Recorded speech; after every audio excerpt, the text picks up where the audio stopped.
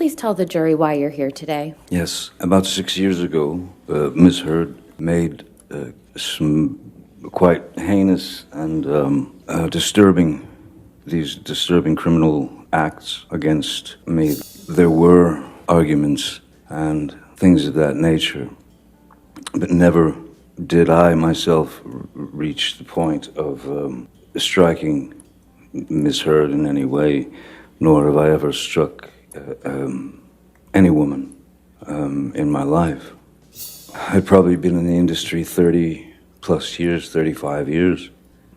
Never had any problems, anything like that. And I had met many people over the years, many of the people, the opportunity to talk to those people and to give advice to these people. And my goal is the truth. My goal is the truth because it killed me that people that I had spoken with, that I had met with over the years, who maybe were in a not such a great position and they needed advice, and I gave them the best advice I could. All I could think of was that those people would think that I was a fraud and that I had lied to them. So I had to wait for my opportunity to address the charges, which were criminal charges, and they just weren't true. So I felt the responsibility of clearing the record as the only way that I could get to the point where I could speak has really taken this full 6 years. And it's been 6 years of trying times. It's very strange when one day you're Cinderella, so to speak, and then in 0.6 seconds you're Quasimodo. And I didn't deserve that, nor did my children, nor did the people who have believed in me for all these years. I didn't want any of those people to believe that I had done them wrong or lied to them or that I was a fraud. I pride myself on honesty. I pride myself on truth. Truth is the only thing I'm interested in. Lies will get you nowhere, but lies build upon lies and build upon lies. It's too much to cover. I'm obsessed with the truth, and so today is the first opportunity that I've been able to speak about this case in full for the first time. Mr. Depp, how do you feel about the intimate details of your life being aired in this process? As a father, raising kids, when they were very, very little, it was important to me, very important to me, to try to shield my children as much as possible from looking at their father or their mom, for that matter, as novelties. I didn't want my children to experience hordes of paparazzis. So I was always a very private person. So for me to come up here and stand before you, or sit before you, all spill the truth, is quite exposing.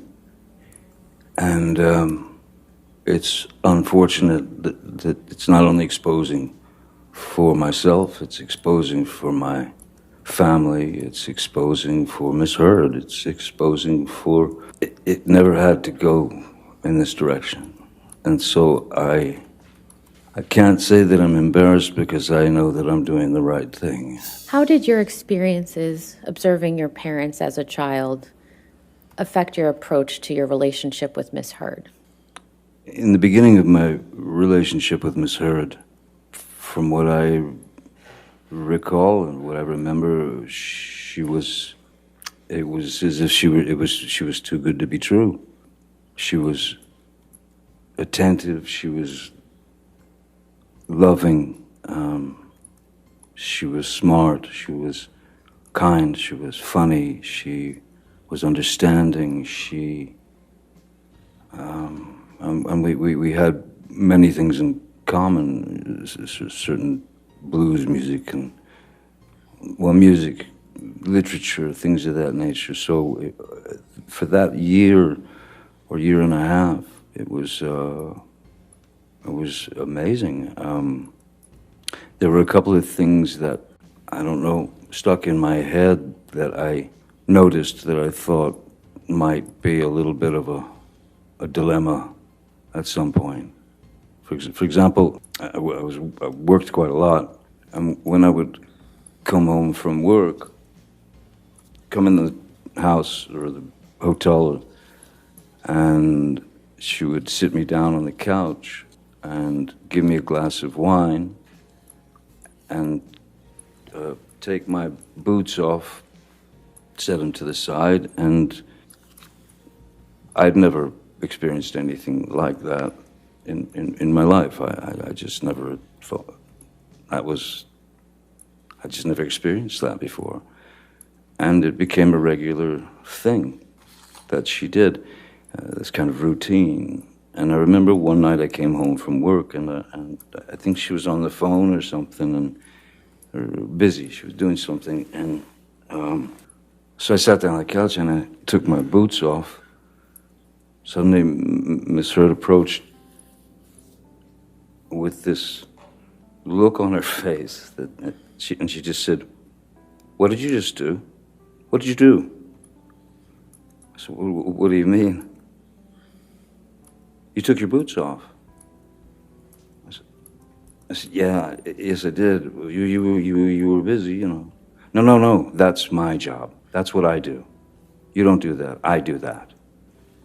"Okay, all right then." And then she said, "Let me get you a glass of wine." And she brought me the glass of wine. But I did take pause, of course, at the fact that she was visibly shaken or upset that I had broken her rules of routine. I thought that strange. And then once you notice something like that, then you start to notice other little tidbits and things that come out. And then within a year and a half, she had become this another person. What did you like about Miss Heard when you first started your romantic relationship? She seemed to be the perfect partner, in a sense, in my head for me, because she, as I said, she seemed to be very knowledgeable about old obscure blues music that I listened to and really liked. She was literate. She was sweet, funny, nice, all those things, you know. From the beginning of our relationship at that time, for a good year and a half, she was wonderful. And then things just started to change, or things started to reveal themselves. That's, I think, is a better way to put it. Little things that you would it would just, you'd question in the back of your mind, you know, if she wanted to go to bed, I'd say, "Oh, well, I can't sleep, you know, right now." And rather than go and just lay in a bed and stare at the ceiling, I would say, I'll just watch. I'll be out here watching TV or hanging out, and that was just not acceptable. just not acceptable. It would stir up some rather unusual reactions from her. I didn't understand why I, as a 50-something-year-old man, was not allowed to go to sleep when I wanted to, as opposed to when she wanted to. It started out with little things like that. So how did it come to be that your finger became injured? There was at one point where I'd stayed in one of the, I'm sitting on a bathroom floor, door locked, she's banging away, screaming, blah, blah, blah, and then suddenly she stopped, and I could hear her walk away.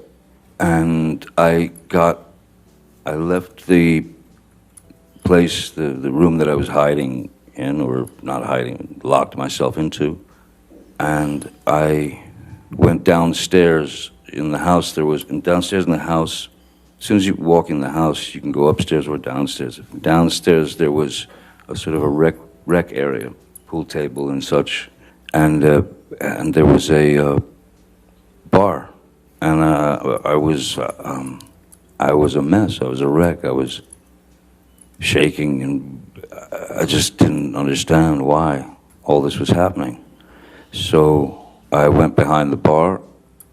I grabbed a bottle of vodka that was there and a shot glass and sat at the bar. She was nowhere around. And I poured myself 2 or 3 stiff shots of the vodka, first taste of alcohol I'd had in a long time. And then she came down to the bar and found me there. And of course started screaming, "Oh, you're drinking again, the monster," and all that. So she walked up to me and reached and grabbed the bottle of vodka, and then just kind of stood back and then hurled it at me, and it just went right past my head and smashed behind me. So I stood up and I walked behind the bar, and there was a larger bottle of vodka, the kind with the handle, you know. I grabbed that and I went and I sat in my seat again. I opened the bottle and I poured myself a shot. Miss Heard was flinging insults left, right, and center, and she then grabbed that bottle and threw that at me. And the way that the bar was situated, and where Miss Heard was, so if I could show you, so if this is the bar where the glass was and the bottles, if this was the bar and I was sitting here like this, she would grab the bottle and she would go there. She went there. And so I was leaning like this in the chair, looking at her. First bottle went, then got the other bottle, shot. I'm in this position again, and my hand is on the edge of the bar, like that, you know, leaning over, the fingers like that, and she threw the large bottle, and it made contact and shattered everywhere. I honestly didn't feel the pain at first at all. I felt no pain whatsoever. What I felt was, I felt heat. I felt heat, and I felt as if something were dripping down my hand, you know. And then I looked down and realized that the tip of my finger had been severed, and I was looking directly at my bones sticking out. Blood was just pouring, and at that point, I think that I went into some sort of, I don't know what a nervous breakdown feels like, But that's probably the closest that I've ever been. Nothing made sense. And I knew in my mind and in my heart, this is not life.